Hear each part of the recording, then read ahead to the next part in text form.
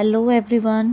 Today we'll study a lesson in English of class 9th, My Childhood, written by Abdul Kalam. So it's a biography and it is titled Wings of Fire.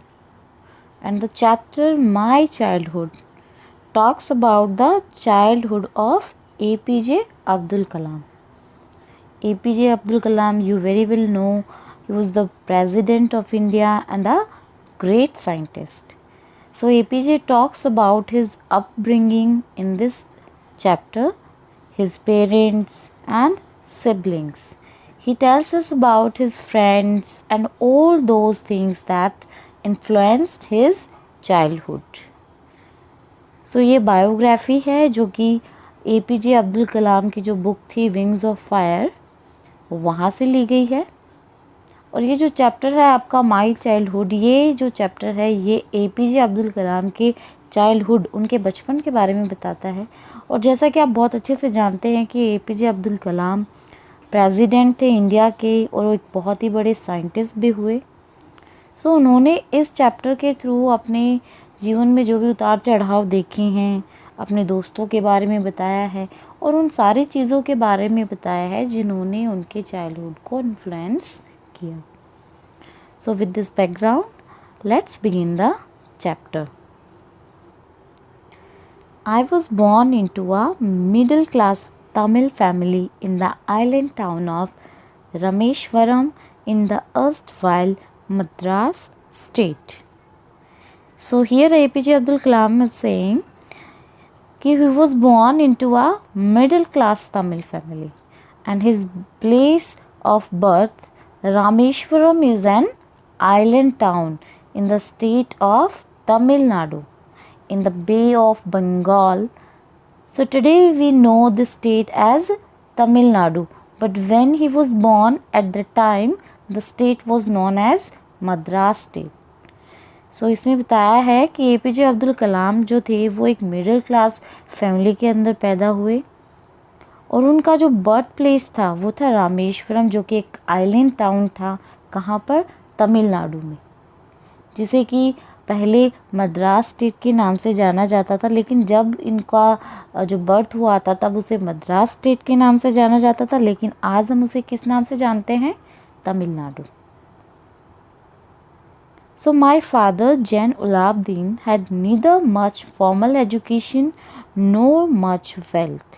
Despite these disadvantages, he possessed great innate wisdom and a true generosity of spirit. So here, innate means inborn, a quality of feeling in one's nature, and generosity of spirit here means his soul sought to help others who were needy. So यहाँ पे APJ Abdul Kalam's father was Jainulabdeen, उसके father का क्या नाम था? जैन उलाब्दीन।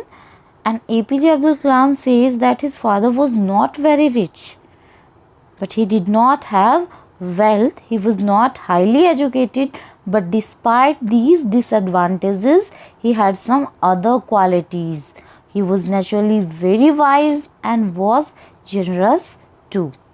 यहाँ पे APJ Abdul कलाम अपने फादर के बारे में बताते हैं कि उनके फादर थे जैन उलाब्दीन, जो कि ना तो इतने ज़्यादा रिच थे, ना ही उनके पास इतनी वेल्थ थी, ना ही वो इतने ज़्यादा एजुकेटेड थे। इन सब के बावजूद उनके पास बहुत अच्छी अच्छी क्वालिटीज़ थी। वो नेचुरली बहुत ज़्यादा वाइज थे और बहुत ही ज़्यादा उदार भी थे। वो लोगों की बहुत ज़्यादा मदद करते थे जो बहुत ज़्यादा नीडी होते थे, जिन्हें मदद की ज़रूरत होती थी। तो बजाय उनके पास ये सारी क्वालिटीज़ नहीं थी कि भाई वो एजुकेटेड नहीं थे, उनके पास वेल्थ नहीं थी, वो रिच नहीं थे, लेकिन उनके पास दूसरी बहुत ही जो है अच्छी अच्छी क्वालिटीज़ उनके पास थी। वो लोगों की बहुत ज़्यादा मदद किया करते थे। He had an ideal helpmate in my mother, Ashima. I don't recall the exact number of people she fed every day, but I am quite certain that far more outsiders ate with us than all the members of our own family put together. So here APJ Abdul Kalam is talking about his mother. So APJ Abdul Kalam mother's name was Ashima and she used to help his father. She was a great support and help to him. कि यहाँ पे APJ Abdul कलाम अपनी माँ के बारे में बताते हैं कि उनकी माँ का क्या नाम था. उनकी माँ का नाम था अशीमा और वो उनके पिताजी की बहुत ज़्यादा मदद करती थी. She was a great support and help to him.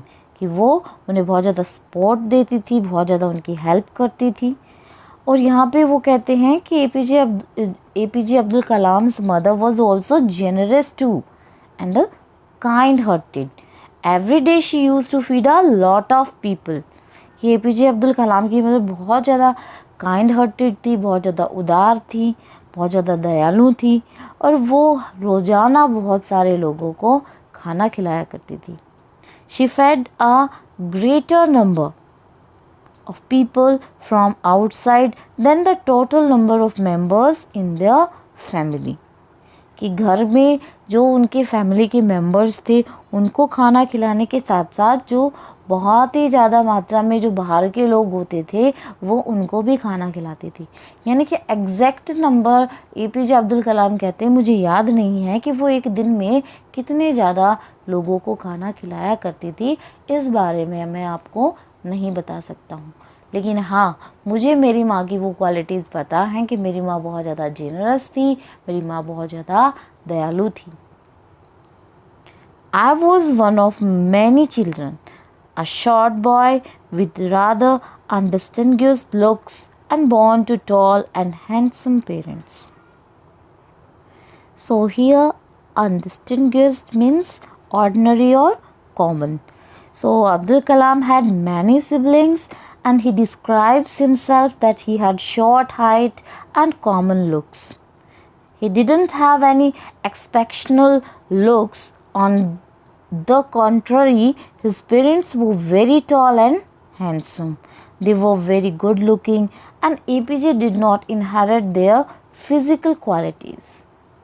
So यहाँ पे जो अब्दुल कलाम जो है वो अपने सिबलिंग्स के बारे में बता रहे हैं, अपने भाई बहनों के बारे में बताते हैं, अपने बारे में बताते हैं कि वो इतने ज़्यादा स्मार्ट नहीं थे, इतनी ज़्यादा उनकी अच्छी हाइट नहीं थी. इसके बजाय कि उनका कोई ऐसा मतलब कॉमन सा उनका लुक था. उसके बजाय जो उनके पेरेंट्स की अगर हम बात करें तो उनके पेरेंट्स बहुत ज़्यादा सुंदर थे, हैंडसम थे, लंबे भी थे. लेकिन APJ अब्दुल कलाम की हाइट कैसी थी? छोटी थी. वो दिखने में भी अच्छे थे बट APJ अब्दुल कलाम इतनी ज़्यादा उनका कोई गुड लुक नहीं था और ना ही APJ did not inherit their physical qualities और ना ही APJ अब्दुल कलाम ने उनकी कोई भी फिज़िकल क्वालिटीज़ को इनहेरिट किया, उनको वो मिली. We lived in our ancestral house which was built in the middle of the 19th century. It was a fairly large Pakka house made of limestone and brick on the Mosque Street in Rameshwaram. So here Pakka house means a house made of bricks, cement and limestone. So APJ Abdul Kalam says कि his ancestral house was very old and it was built in the 19th century. It was a Pakka house which was made of bricks and limestone and it is located on the Mosque Street in Rameshwaram. APJ Abdul कलाम बताते हैं कि जो उनका पूर्वजों का जो घर था वो कैसा था, वो बहुत ज़्यादा पुराना था और ये लगभग 19th सेंचुरी में बनाया गया था. यानी कि ये बहुत ज़्यादा पुराना था लेकिन फिर भी ये एक पक्का घर था. पक्का घर का मतलब ये ब्रिक से, सीमेंट से और लाइमस्टोन से बनाया गया था. और ये कहाँ लोकेटेड था? ये जो रामेश्वरम की जो मस्जिद वाली गली थी, जो मॉस्क स्ट्रीट थी, वहाँ पर ये लोकेटेड था. So my austere father used to avoid all inessentials, comforts and luxuries. In terms of food, medicines or clothes, in fact, we were provided for. In fact, I would say mine was a very secure childhood, both materially and emotionally. So here austere means simple, strict and severe, and secure means safe. Materially here means in terms of things like clothes, food, medicine, and emotionally here means in terms of love and affection. So here APJ's father was very simple but he was strict also. कि वो बहुत ज़्यादा simple थे लेकिन कैसे थे वो strict थे. He wanted to live his life in a simple way and he used to teach his children not to waste money on unnecessary things. वो अपनी लाइफ कैसे जीते थे, बड़ी ही सिंपल सी लाइफ वो जीते थे और यहाँ तक कि वो अपने बच्चों को भी ये सिखाते थे कि जो अननेसेसरी जो चीज़ें होती हैं उन पर हमें अपने पैसे वेस्ट नहीं करने चाहिए. जो नेसेसरी थिंग्स होती हैं हमारी, जो एसेंशियल्स होते हैं, उन्हीं के ऊपर हमें अपने पैसे जो है वेस्ट करने चाहिए, अपने पैसे खर्च करने चाहिए. लेकिन अननेसेसरी चीज़ों के ऊपर हमें अपने पैसे खर्च नहीं करने चाहिए. APJ says that his father used to avoid any kind of inessentials comfort and luxuries. APJ कहते हैं कि जो उनके फादर थे ये इस तरह की जो इनएसेंशियल्स कंफर्ट्स होते हैं, जो ऐशो आराम की जो चीज़ें होती हैं वो उनको अवॉइड करते थे. He provide them all the necessary things like food, clothes and medicine. यहाँ तक कि जो APJ के जो फादर थे वो उनको जो हर एक जो चीज़ें जो कि एसेंशियल्स होती थी, जैसे चाहे भी हम फूड की बात करें, चाहे हम क्लोथ्स की बात करें या फिर मेडिसिन, हर चीज़ें उन्हें टाइम पर मिलती थी. APJ says that his parents fulfilled all his needs, whether it was any tangible thing or their love or affection. This shows that he has the quality of gratitude. APJ is thankful to his parents for whatever they did for him. सो यहाँ पे APJ बताना चाहते हैं कि उनके जो father थे वो उनकी हर ज़रूरतों को, जो उनकी जो एसेंशियल्स होती थी, जो नेसेसरी जो चीज़ें होती थी, वो उनकी सारी ज़रूरतों को पूरा करते थे. और उनके अंदर एक बहुत अच्छी क्वालिटी भी थी, वो थी ग्रेटिट्यूड की. सो यहाँ पे APJ अब्दुल कलाम जी कहते हैं कि मैं अपने पेरेंट्स का बहुत ज़्यादा थैंकफुल करना चाहता हूँ, मैं उनका बहुत ज़्यादा आभारी हूँ कि उन्होंने इतना कुछ हमारे लिए किया. The Second World War broke out in 1939 when I was 8 years old. So here APJ Abdul Kalam was talking about the Second World War.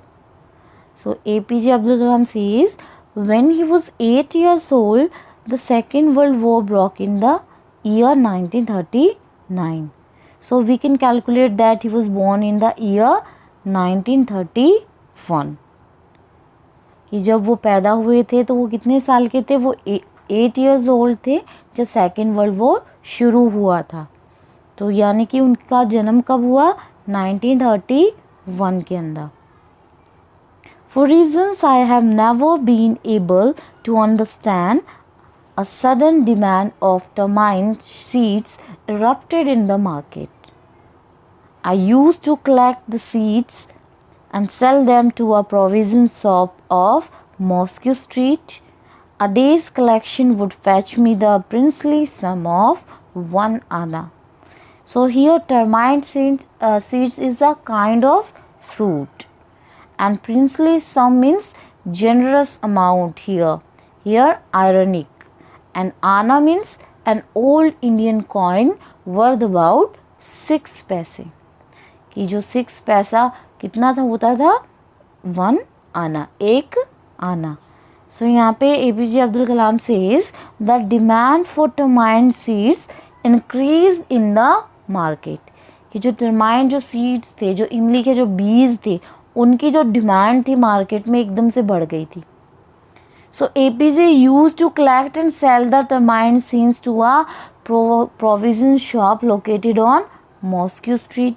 So APJ Abdul Kalam उस टाइम क्या करते, उन बीजों को इकट्ठा करते, उन termite seeds को एक प्रोविजन शॉप जो कि कहाँ होती थी, मॉस्को स्ट्रीट के अंदर लोकेटेड होती थी, वहाँ पर जाकर उनको बेच देते थे. he would earn a mere sum of 1 आना which equal 6 पैसे। कि उनको जब वो बीजों के बदले में क्या मिलता था, उनको एक आना मिलता था जो कितने के बराबर होता था, 6 पैसे के बराबर होता था। So when he addresses it as a princely sum, something very great and valuable, he is being ironic as the amount was very meager. At the time, this 1 आना meant a lot of money to him. So इस time जब वो बात करते हैं कि एक आने की बात करते हैं, तो ये क्या बताना चाहते हैं कि उस टाइम ये एक आना भी उनके लिए बहुत ज़्यादा वैल्यूएबल था, क्योंकि उस टाइम उस एक आने की कीमत भी कितनी होती थी, वो बहुत ज़्यादा होती थी। My brother-in-law Jalaluddin would tell me stories about the war which I would later attempt to trace in the headlines in Dinamani. So here Dinamani is a Tamil daily newspaper. So APJ Abdul Kalam's brother-in-law Jalaluddin used to tell him the stories of ongoing world war. And later APJ used to read the newspaper Dinamani and used to look for the news of the same stories. कि जो APJ Abdul कलाम के जो brother in law थे जलालुद्दीन, वो उसे उस time जो world war चल रहा था उसके बारे में स्टोरीज सुनाया करते थे, उसके बारे में बताते थे, और जिनके बारे में बाद में जो है APJ अब्दुल कलाम दिनामनी न्यूज़पेपर को पढ़ा करते थे और वो स्टोरीज़ की तलाश करते थे। Our area being isolated was completely unaffected by the war. But soon India was forced to join the Allied forces and something like a state of emergency was declared.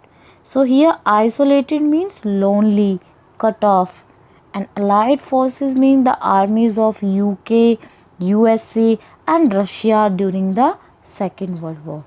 So here allied forces का मतलब क्या है, the armies of UK, USA and Russia during the second world war. So here Rameswaram was a small island town and far far away from land, so it was not affected by the world war in the beginning. क्योंकि जो रामेश्वरम था वो एक छोटा सा island town था और ये बहुत ज़्यादा दूर था। सो इसीलिए जो वर्ल्ड वॉर का जो इफ़ेक्ट था शुरुआत में इसके ऊपर नहीं पड़ा। But after some time India had to join the war and combine with the allied forces. So then a state of emergency was declared in the country and during emergency the president's rule is implemented in the country. लेकिन बाद में जो है India को जो है उस war के अंदर ज्वाइन करना पड़ा, अलाइड फोर्सेस के साथ उसे कंबाइन होना पड़ा, तो जिसके कारण जो इंडिया के अंदर पूरे देश के अंदर इमरजेंसी को डिक्लेयर किया गया। और जब इमरजेंसी को डिक्लेयर किया जाता है तो वहाँ पर क्या होता है, वहाँ पूरे देश में प्रेसिडेंट का ही रूल इम्प्लीमेंट होता है। So it's like a curfew in the country. और ये कैसे होता है, एक कंट्री में एक कर्फ्यू के जैसे होता है। So a lot of privileges which are given to the people are withdrawn. So जो भी सिटीजन्स को, वहाँ के लोगों को जो भी प्रिविलेजेस, जो भी उनको राइट्स दिए जाते हैं, तो वो उस टाइम लोगों से ले लिए जाते हैं, उन लोगों को कर्टेल्ड कर दिया जाता है। Okay, so the first casualty came in the form of suspension of the train halt and Rameshwaram station. The newspaper now had to be bundled and thrown out from the moving train on the Rameshwaram road between Rameshwaram and Dhanuskodi. So here casualty means loss and suspension means end and halt mean stop. So the first impact of World War II on the people of Rameshwaram was the cancellation of the train stoppage at the Rameshwaram station. कि जो पहला impact था world war second का जो कि रामेश्वरम के लोगों पर पड़ा, वो क्या था कि रामेश्वरम स्टेशन पर जो ट्रेन का जो रुकना था वो कैंसिलेशन हो गया, उसका कैंसिल कर दिया गया। कि एक ट्रेन जो है वहाँ पर रुका करती थी, वहाँ पर उसको रोका जाता था, लेकिन वो वहाँ पर नहीं रोकी गई। Earlier, the train which came from India used to stop at Rameshwaram station and then went further to Dhanushkodi, but now the halt was cancelled. कि पहले जो ट्रेन जो आया करती थी इंडिया के लिए, जो कि रामेश्वरम स्टेशन पर रुका करती थी, वो अब कहाँ, वो आगे चली गई थी धनुषकोटी, और उसका जो स्टॉप होता था उसको कैंसिल कर दिया गया, उसको बंद कर दिया गया. And the train went from India to Dhanushkodi without stopping at Rameswaram. और जो ये ट्रेन थी जो कि इंडिया से धनुषकोटी के लिए जाती थी, वो रामेश्वरम पर बिना रुके वहाँ से चली गई. So with this the newspaper bundle which used to come from Rameswaram was thrown out of the moving train.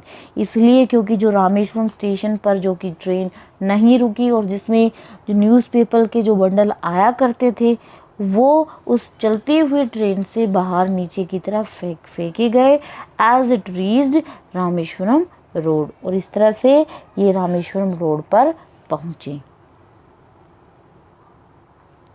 That forced my cousin Samsudeen, who distributed newspapers in Rameshwaram, to look for a helping hand to catch the bundles, and as if naturally I filled the slot.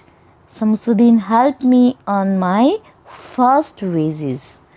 So here fill the spot. Fill the spot means fit into a place easily. So APJ Abdul Kalam's cousin Samsudeen used to distribute the newspaper in Rameshwaram.